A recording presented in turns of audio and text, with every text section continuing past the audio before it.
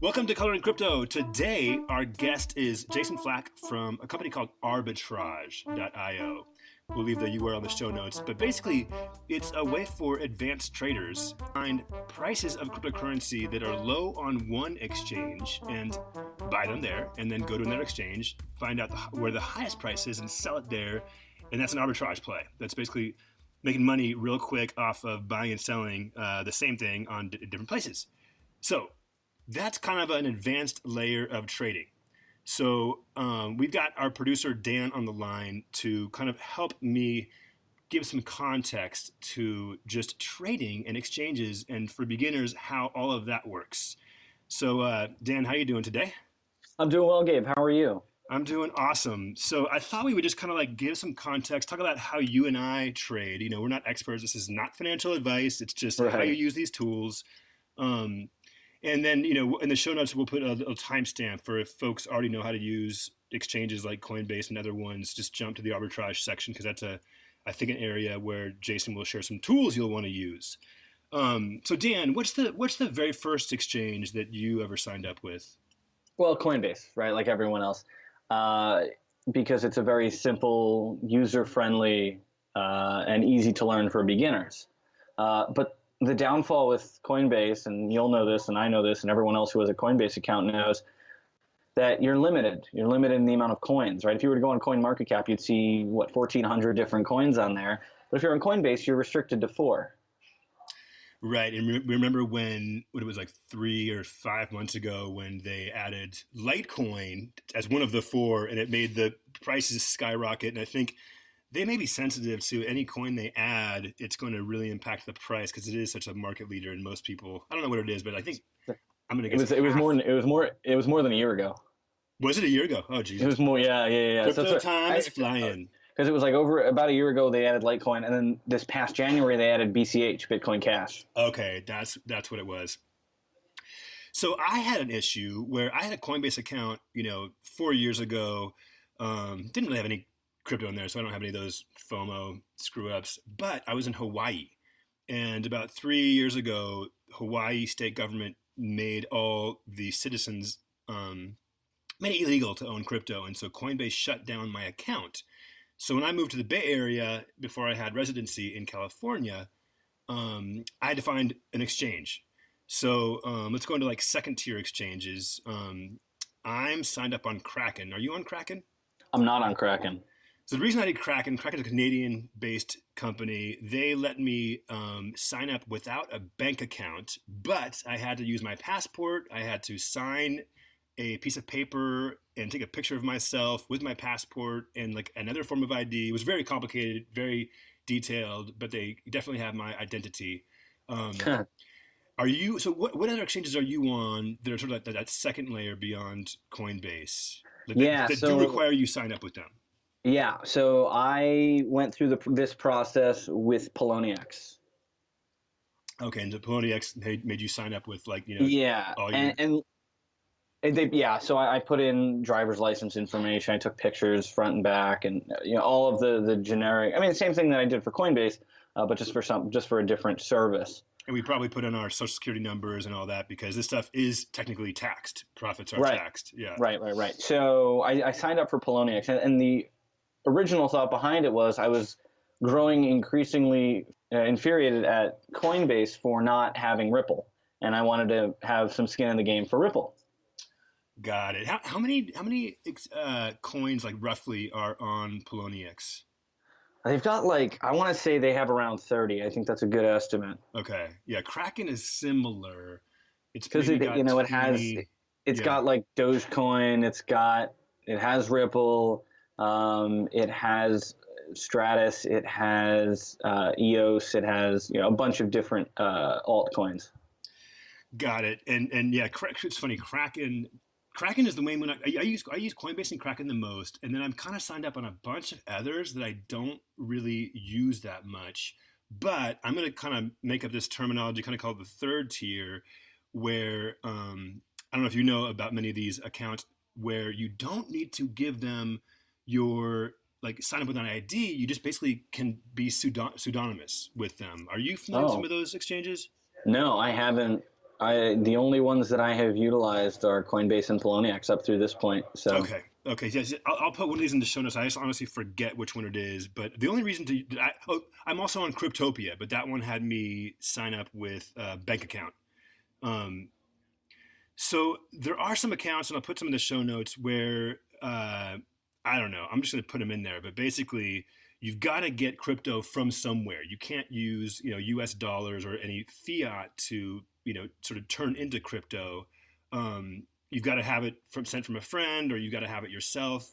well, And that's kind of then, how Poloniex works, right? So I can't upload fiat to Poloniex. oh, okay, that's right. Okay, so Poloniex, you've got to get the money in there. So you're using Coinbase to get. Yeah, so I'm basically, well, what I do is, and this is kind of I'll call it a cheat way of doing it. I'll call it a life hack in this case. Is what I do is I put it into GDAX, which is Coinbase's exchange, right? Coinbase is essentially a wallet, but it's a wallet that's a little bit more user friendly than a typical wallet because it also allows you to sell for fiat in app. But what I do is I'll move it to GDAX and then sell it on the market, which I'll get a better rate at than if I just sold it on Coinbase through the wallet. Okay, I'm not doing this. What GDAX? How does GDAX work? So if you have a Coinbase account, I think you have a GDAX account, and if you don't, it's really easy to sign up for one if you have a Coinbase account. So GDAX is like Coinbase's exchange. And it's not a local wallet. It's still on the internet. It's still on their website. It's just the GDAX section. Right. So it's Okay. just GDAX.com instead of Coinbase.com. But if you Got it. sign in with your Coinbase info into GDAX, you can then deposit things into you can deposit Litecoin or Ethereum or Bitcoin into GDAX. Anything that you can trade on Coinbase, you can trade in GDAX. Got it. And you do that because you get a better price than You you get a better would. price in selling it, or it's cheaper to send it to a different wallet. Right. The fees are much less. How do you know? I mean, we wouldn't get into this, but I mean, do you know how that works? Like, why do they have it separate, and how Well, do it's they? it's just if it's user friendly, it generally costs more. We are not experts. This is not financial advice. Coming up soon, though, and just I have a couple more questions for you, Dan. But the reason we're doing this is our guest from Arbitrage.io.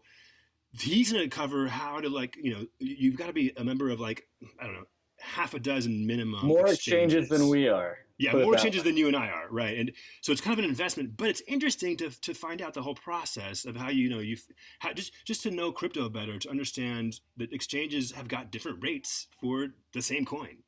Um, so let's see. And what else about exchanges for folks who are just getting involved? Coinbase is the easy one. You put your money in there. Use GDAX.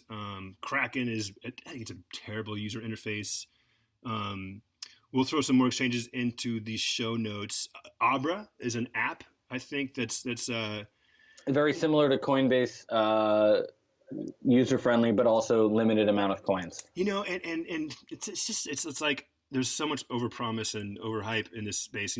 Abra, I signed up, was like because they said that you could use your American Express card, and I was like, oh cool, I'm gonna put some American Express and just buy some crypto with my Amex card.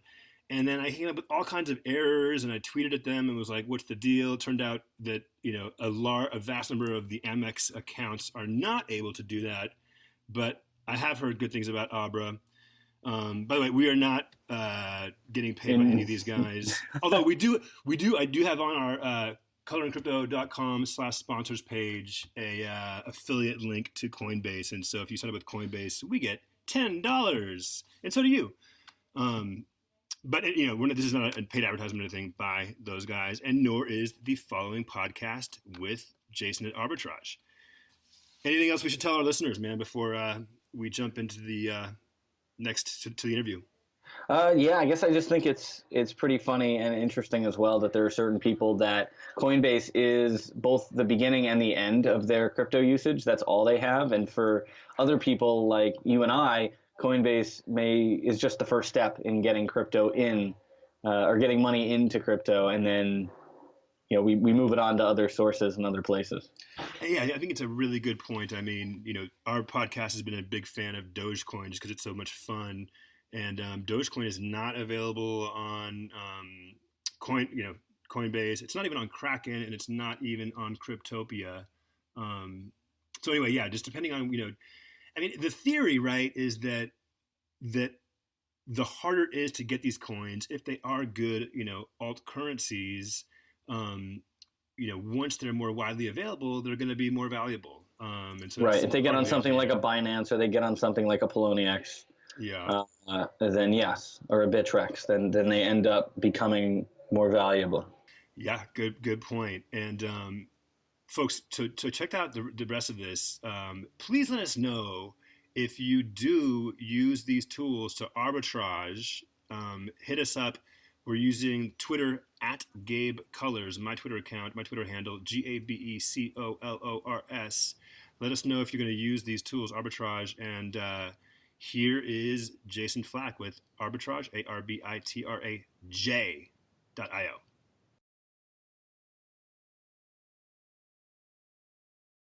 Jason, welcome to Color and Crypto. Thanks for coming on. Thanks, Gabe. Thanks for having me. So before we get into Arbitrage.io and talk about the products you guys are creating, I'm curious in terms of your background, when did you first, what's your experience of first getting involved in cryptocurrency?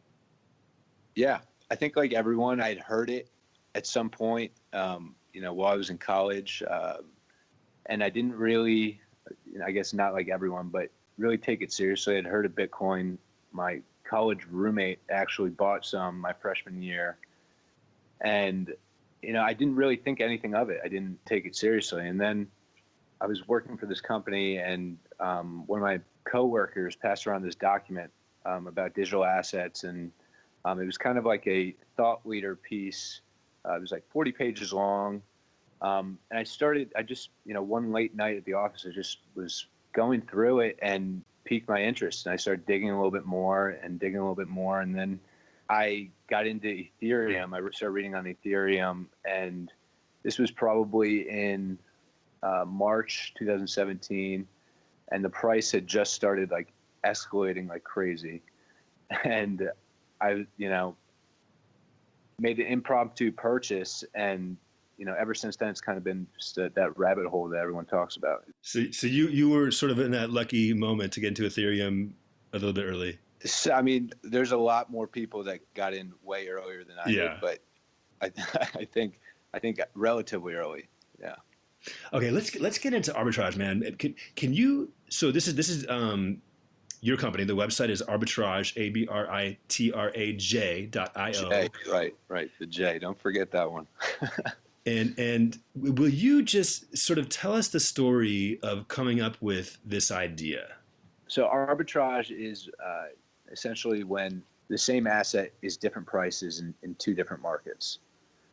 So in the real world, in the physical world, if Ford is selling a car in Mexico for $15,000, and the same car is being sold in the United States for $30,000, a investor might buy the car in Mexico, ship it to the U.S., and sell it for that $15,000 minus the shipping costs, or I'm not sure what the legality is there, but bear with me for that analogy. That $15,000 difference is the arbitrage spread. Perfect. So thanks for defining arbitrage. Now tell us about your process coming up with Arbitrage with a J.io, this tool set. So, after I was spending some time in the space, I was, obviously paying a lot of attention to the price. I had maybe one or two friends in the office that were actually into crypto with me, and we would be talking about it every day, and we started noticing the price differences between exchanges. And I go back to this one class I took in college, and our professor, he had this particular focus on arbitrage between international markets, and that always stuck with me. And when I saw the different markets that existed in crypto, right away I was like, why aren't people arbitraging this? And basically we, after doing it a little bit ourselves, we created like an Excel sheet that was very intricate. We wanted something a little bit cleaner. we thought that other people might benefit from using it and seeing the spreads themselves. And so we built Arbitrage as somewhat of like a coin market cap for arbitrage spreads in the crypto market. Okay, so the idea is, so you started out and you'd find the price of, let's just say Bitcoin, for example, is high on one exchange and it's a little bit lesser on the other exchange. So you'd buy it at a lower price and then just transfer that token over, the Bitcoin over, and then sell it like immediately at the higher price.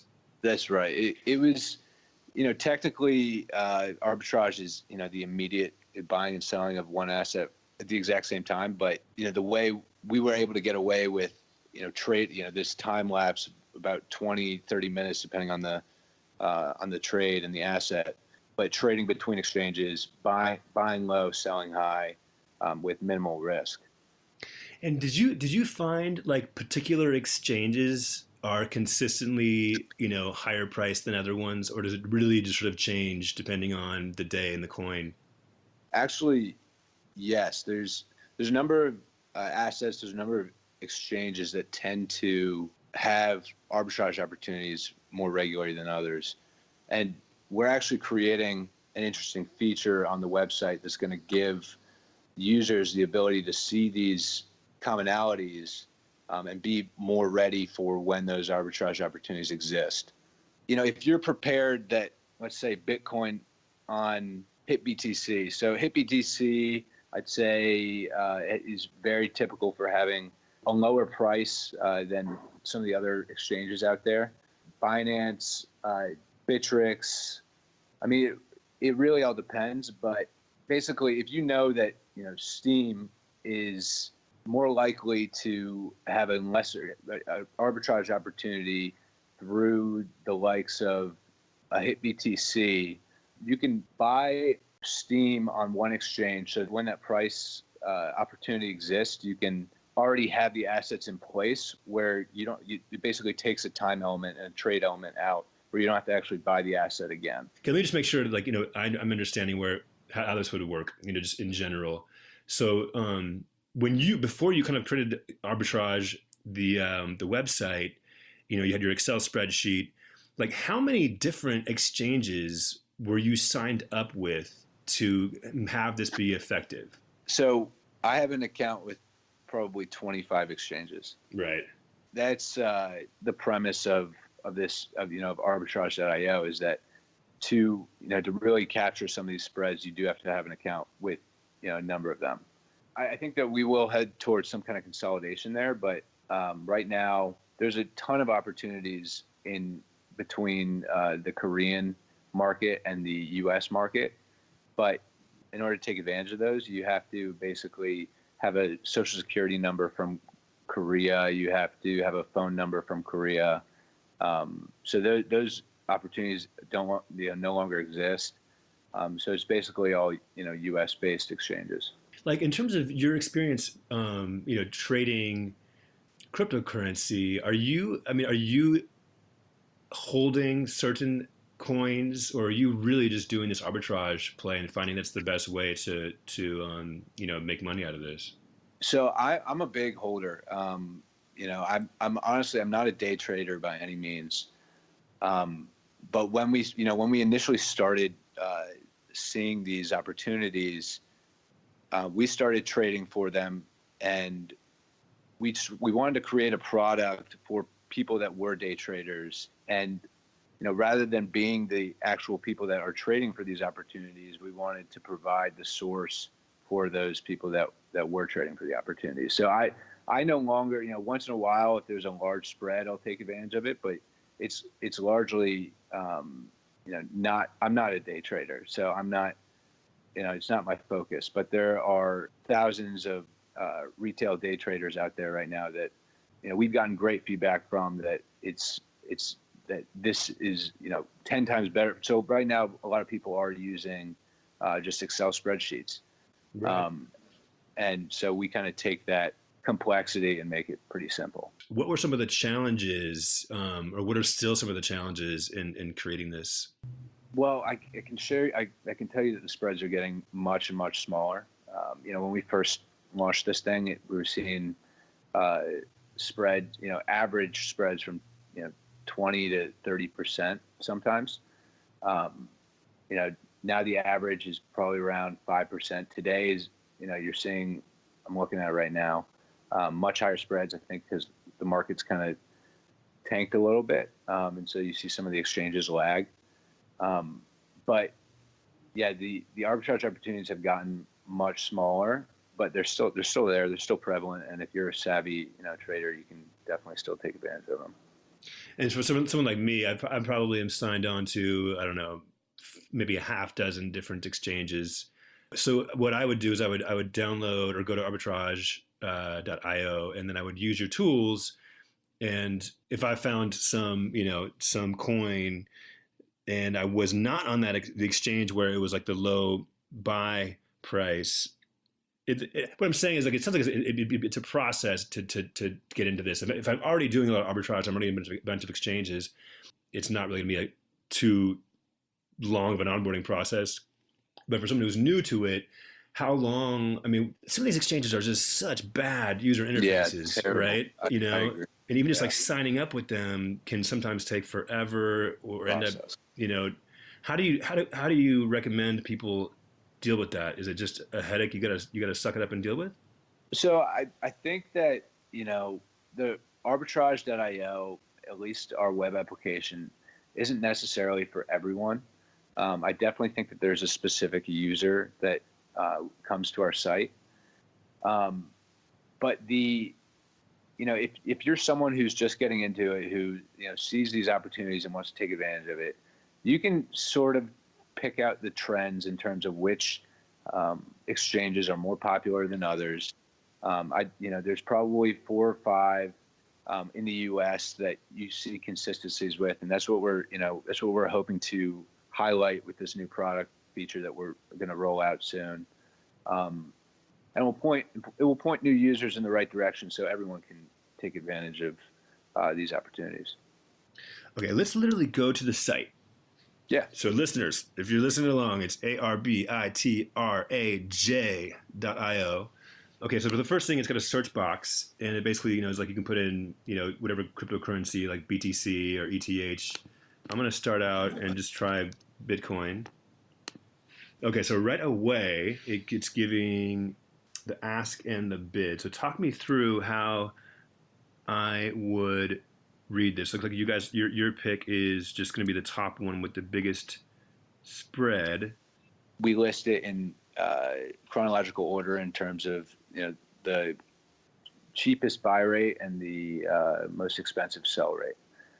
It's then up to and we also allow you to see the volume at that particular exchange. From that, we basically treat it like a kayak.com. So you can't make trades within the application between exchanges, but you'd have your accounts already set up and already logged in at your at whichever exchanges you're interested in. So you click on the buy page for, let's say, Gemini is popping up, and it updates live like within 3 seconds of the actual price on the exchange.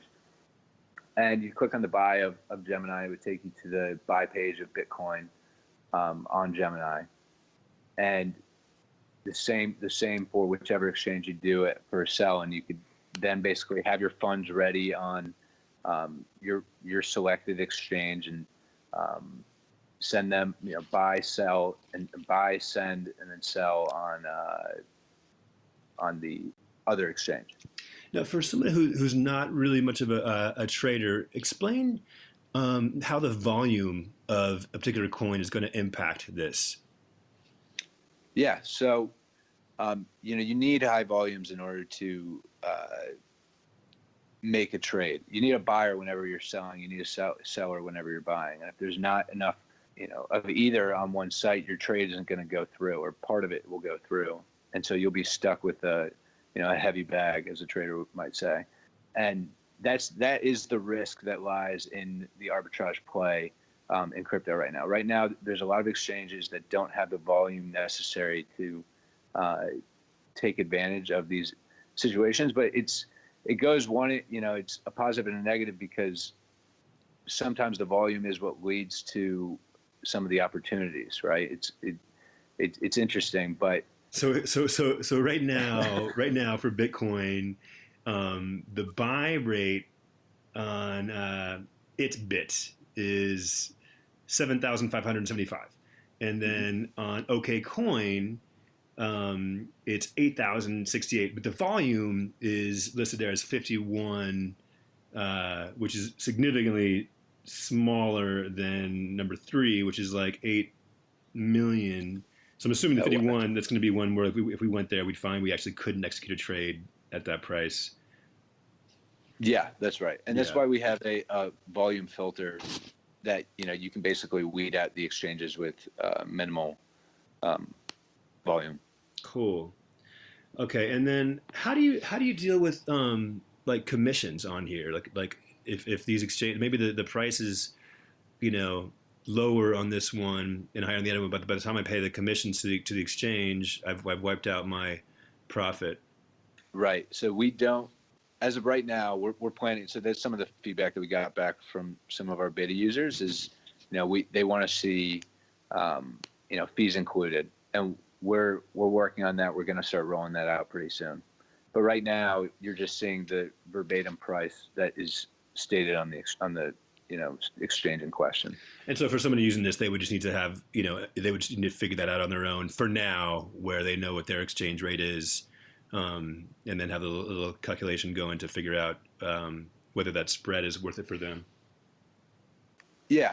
I mean, the spreads tend to be, I think it's like 0.25% is pretty average commission that you tend to see across the board. Obviously ranges, but you can basically, subtract that on your own or, but, as I said, I assume we'll have that, into the equation for you.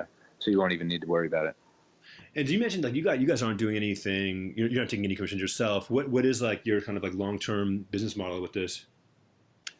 So we're going to start rolling out some premium features. It's going to be a freemium model where you'll have access to the prices, whenever you want. The spreads whenever you want, sort of like CoinMarketCap, but we're bringing in email and text alerts.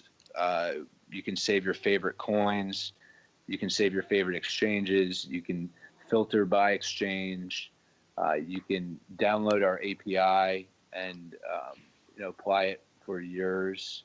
The API is what's grabbing all the different prices for different coins and different exchanges. Yeah, that's right. Yeah. So back to the homepage, we had a button we checked out earlier, just right underneath the search box. It says browse all coins. Okay, and so tell us. So right here I see Cardano has a spread of 27.83%. So this is tell me what this page is doing for us. So this is going to be the main focus of the website when we roll out our version 2.